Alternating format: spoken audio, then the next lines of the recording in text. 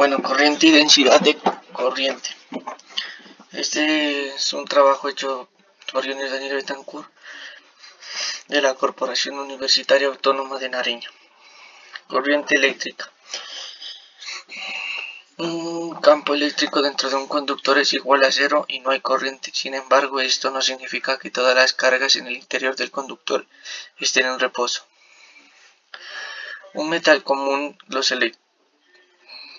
electrones están en libertad para moverse dentro del material conductor.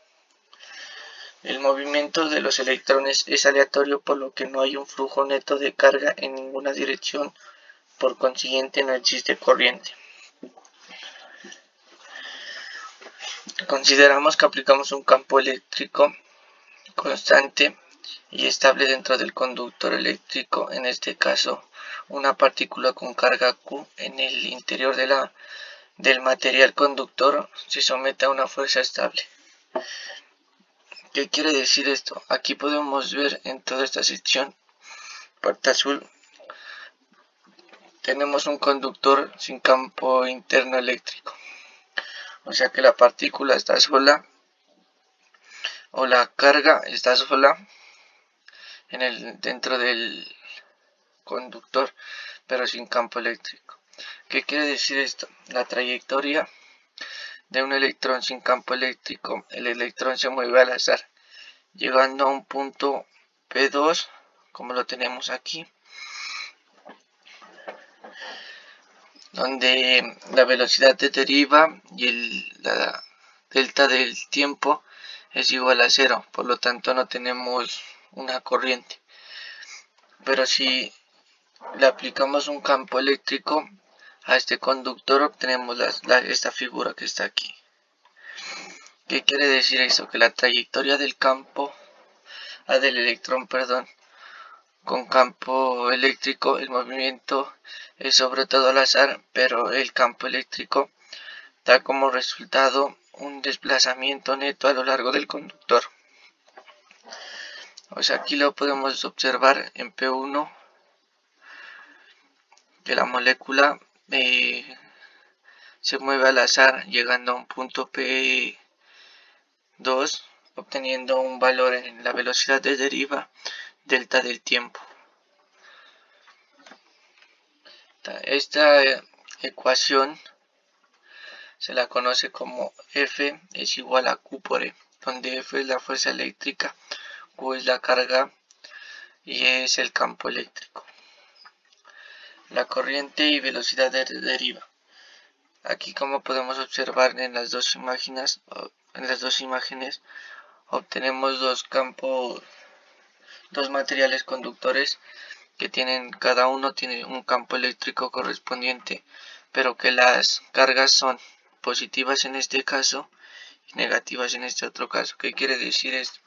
Que la corriente viaja o transcurre en el mismo sentido que el campo eléctrico en las dos imágenes. ¿Qué quiero decir con esto? Que la carga, no importa que sea negativa o positiva, siempre la corriente va a viajar en sentido del campo eléctrico. La ecuación de corriente de un capacitor. La corriente de un capacitor depende de su carga con respecto al tiempo. O sea, en este caso tenemos la ecuación I es igual a la derivada de Q con respecto al tiempo. ¿Qué quiero decir con eso?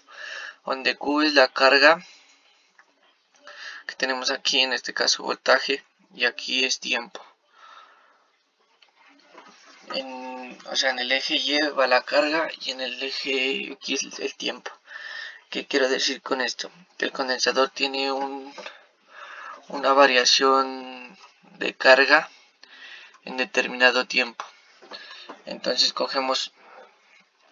tomamos un pedazo de esa curva y podemos derivarla y así obtenemos la corriente, la cual está señalado aquí. En cuanto el voltaje o la carga de un condensador esté en cero, la corriente va a llegar a su punto máximo. La corriente, o sea, en este caso la corriente va a tomar un valor máximo donde se le considera la corriente el valor pico. Pero si el condensador llega a tomar el valor máximo de la corriente, perdón, de la carga, la corriente se va a volver cero. Las ecuaciones.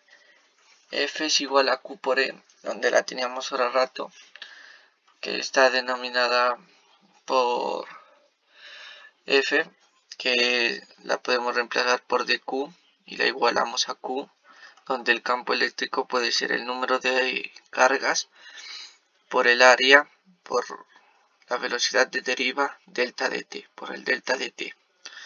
Entonces, si despejamos aquí a dq sobre dt, obtenemos que el número de cargas por el área por el valor absoluto de q y por la velocidad de deriva obtenemos la corriente. ¿Qué quiere decir con esto? Que el campo eléctrico va a ser igual al número de cargas que pasan de este lado a este otro por el área. La densidad de corriente. La densidad de corriente por unidad de área de la selección transversal se denomina densidad de corriente.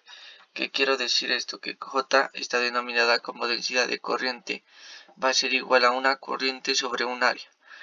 Pero si aquí despejamos corriente, que es el número de vueltas por el valor absoluto de Q, por la velocidad de deriva por el área, sobre área, cancelamos las áreas y obtenemos una densidad de corriente, la cual es igual al número de cargas por la carga por la velocidad de deriva, que se define como densidad de corriente. Porque obtenemos el valor absoluto en la densidad y en la corriente. La obtenemos por lo que no importa si como lo dije en la anterior ocasión, obtenemos que las cargas no importan que sean positivas o negativas, la corriente siempre va a bajar en sentido de la carga.